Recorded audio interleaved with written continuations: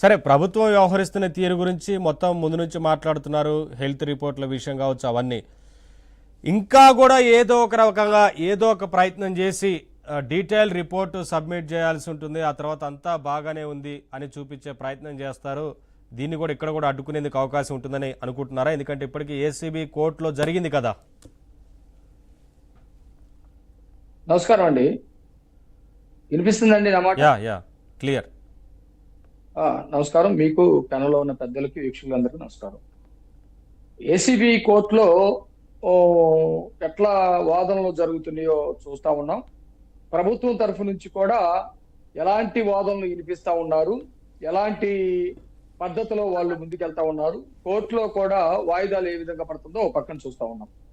సుప్రీంకోర్టులో ఇందాక కోటేశ్వరరావు గారు చెప్పినట్టు సుప్రీంకోర్టులో కూడా దీనికి సంబంధించినటువంటి విచారణ జరుగుతూ ఉన్నందువలన, వాయిదాలు వేస్తా ఉన్నందువలన దాని మీద కూడా కొంత దృష్టి పెడదామనే ఆలోచన ఇక్కడ ఉన్నటువంటి జడ్జీలకు ఉందనుకునేది కొంత కనపడతా ఉన్నటువంటి పరిస్థితి ఒకవైపున.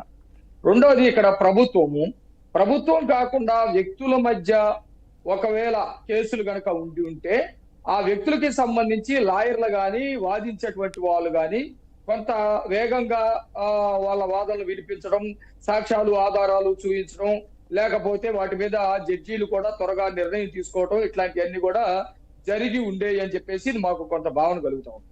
ఇక్కడ ప్రభుత్వాన్ని నడుపుతున్నటువంటి వ్యక్తి కక్షపూరితంగా వ్యవహరిస్తా ఉన్నాడు కాబట్టి వాళ్ళు అరెస్ట్ చేసినటువంటి పద్ధతే ఒక తప్పుడు పద్ధతిలో అరెస్ట్ చేయటం, ఆరోపణలు కూడా లేనిపోయినటువంటి ఆరోపణలు తోటి అరెస్ట్ చేయటం, ఇవన్నీ మనం చూసిన తర్వాత కోర్టులో కూడా వాళ్ళు డిలే టాక్టిక్స్, ఆలస్యం చేయటానికి ఎలాంటి ప్రయత్నాలు చేయవచ్చు, ఆలస్యం చేయటానికి ఎలాంటి ఎత్తుగడలు వేయొచ్చు అనే కోణం నుంచే వాళ్ళు చేస్తున్నట్టుగా చాలా స్పష్టంగా అర్థమవుతా ఉంది.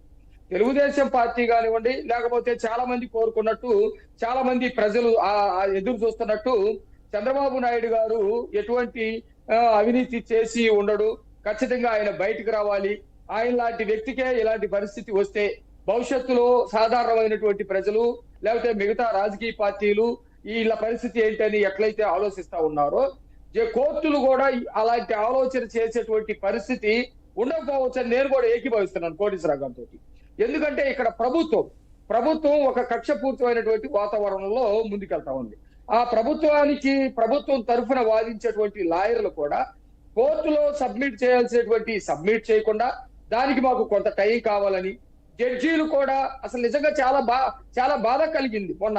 ఏది నాట్ బిఫోర్ మీ అంటే ఒక కేసు వచ్చినప్పుడు అవతల వాళ్ళు ఏమని అనుకుంటారేమో, యువతల వాళ్ళు ఏమని అనుకుంటారేమో, నా ముందుకు వద్దు అనే వాతావరణం చాలా ఆశ్చర్యాన్ని కలిగించి, ఇవి ప్రత్యేకమైనటువంటి పరిస్థితుల్లో మాత్రమే తన కుటుంబ సభ్యులకి లేకపోతే లేకపోతే తన వారికి ఏదైనా ఇలాంటి విషయాల్లో సంబంధాలు ఉన్నప్పుడు నేను గనక ఒక తీర్పు ఇస్తే నాకు బంధం ఉంది కాబట్టి, సంబంధం ఉంది కాబట్టి ఏమైనా అనుకునే అవకాశం ఉంది, నా తీర్పు పట్ల అనుమానాలు వ్యక్తం చేసే అవకాశం ఉందని అనుకున్నప్పుడు మాత్రమే చేస్తారు.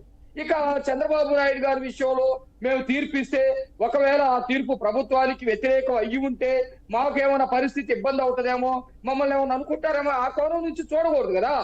ఇప్పుడు ఆ కోణం నుంచి చూస్తా ఉండేటట్టుగా ఇది ఒక అలవాటుగా పడిపోయినట్టు ఇది రెండోసారి జరిగింది. చంద్రబాబు నాయుడు గారి విషయంలో ఇది రెండోసారి జరిగిందంటే ఇక భయపడుతున్నారా, లేకపోతే ఏమన్నా అనుకుంటారనే మన కోర్టుల మీద వ్యాఖ్యలు చేయకూడదు అంటానికి లేదు.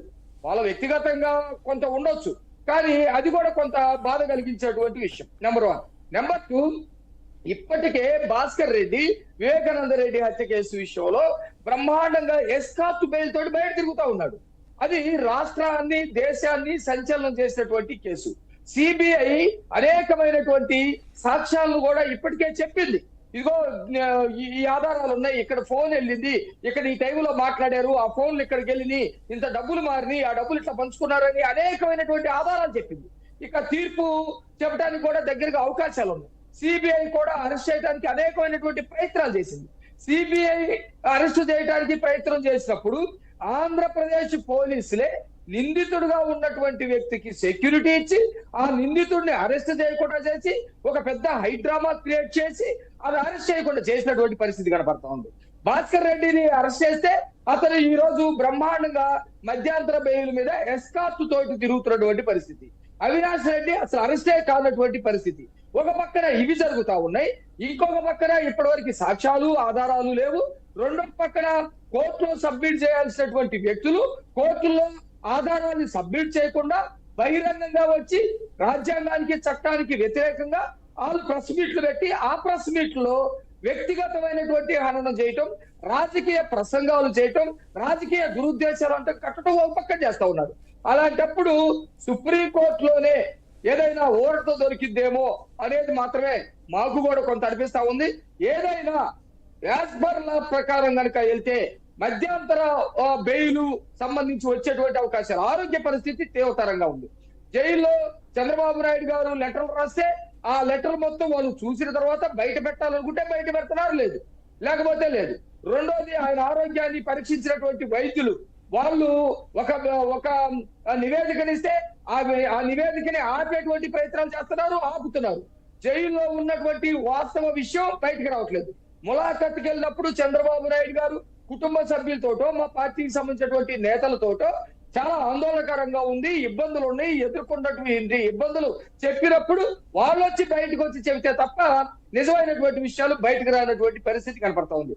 కాబట్టి ఏ బెయిల్ రావాలన్నా ప్రభుత్వం కావాలని తొక్కిపెట్టేటువంటి విధంగా డిలే టాక్టిక్స్ చేసే విధంగా ప్రభుత్వం వ్యవహరిస్తుంది, ప్రభుత్వం తరఫున న్యాయవాదులు వ్యవహరిస్తున్నారు అనేది మాకు చాలా క్లియర్ గా అర్థమవుతా ఉంది.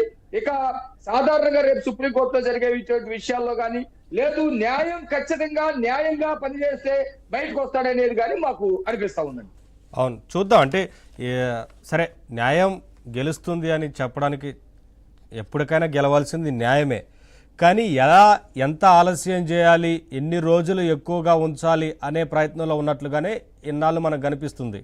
చూస్తూ ఉంటే ప్రభుత్వం వ్యవహరిస్తున్న తీరు కావచ్చు, వాళ్ళందరూ మాట్లాడే మాటలు కావచ్చు, ఆ తర్వాత ఇంకొన్ని రోజులు కూడా ఉంటారని కొంతమంది మాట్లాడుతూ ఉన్నారు, బయటకు వచ్చి బహిరంగంగా మాట్లాడుతున్నారు ఇవాళ.